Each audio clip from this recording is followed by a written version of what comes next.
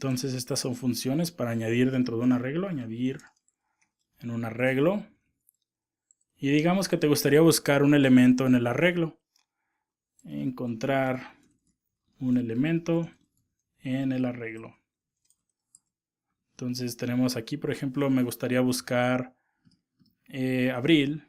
Podríamos usar la función que vimos anteriormente de indexOf. Console.log. Yo podría usarlo aquí mismo. .indexOf y ponerle abril. Entonces, abril, guardo cambios y me va a decir, ok, abril sí existe y está en la posición número 3 del arreglo. ¿En qué casos podrías buscar datos dentro de un arreglo? Supongamos que estás creando un carrito de compras y, por ejemplo, tal artículo tiene el 30% de descuento.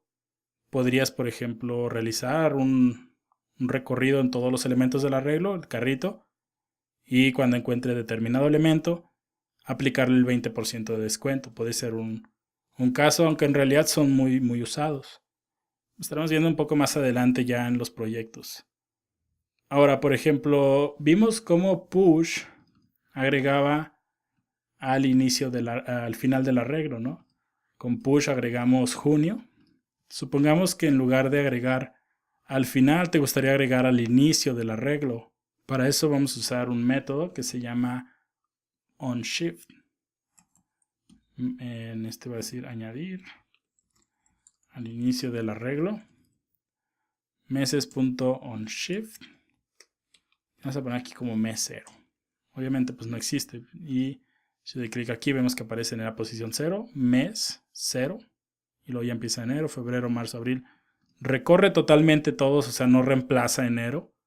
Los recorre, los reacomoda y los pone de esta forma. Ahora ya vimos cómo agregar y cómo eliminar de un arreglo. Vamos a ver, por ejemplo, cómo eliminar un elemento de un arreglo. Primero vamos a empezar por el final del arreglo. Aquí tenemos junio en la posición 6, entonces pongo meses. Aquí es meses.pop, así se llama el método. Y vemos que desaparece junio. Ya lo habíamos insertado aquí, después con meses.pop nos deshacemos de él. Ahora, ¿cómo puedo, por ejemplo, yo quitar el elemento del inicio? Eliminar un elemento del arreglo, el primero. Para eso hay otro que se llama meses.shift. Entonces este va a eliminar el mes 0. Guardo cambios.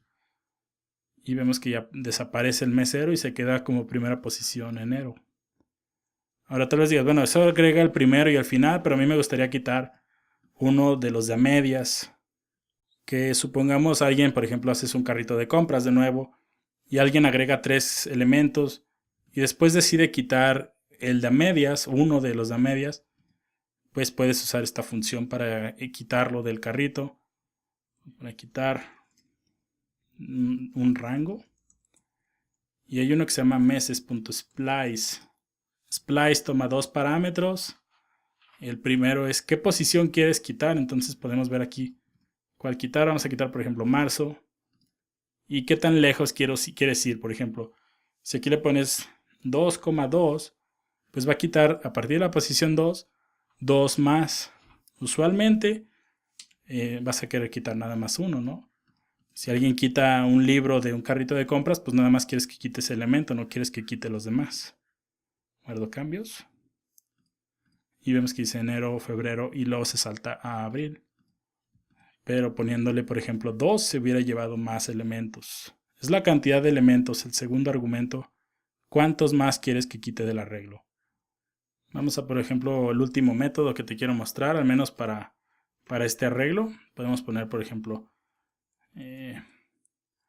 revertir meses.reverse. Es un método que va a cambiar el orden totalmente. Y ahora vemos que aparece mayo como primer lugar, abril, febrero y enero. Eso va a cambiar totalmente el orden en el que están. Finalmente, por ejemplo, si te gustaría unir un arreglo con otro, también es algo muy común. Podríamos crear dos arreglos. Arreglo 1 igual a 1, 2, 3. Coma. Arreglo 2 igual a 9, 8, 7. Y por ejemplo podríamos poner console.log y voy a comentar este de meses. Para que nada más salga 1. Console.log arreglo 1. .concat el arreglo 2. Y guardo cambios. Y vemos que me regresa un arreglo de 6 posiciones con 1, 2, 3 y luego 9, 8 y 7.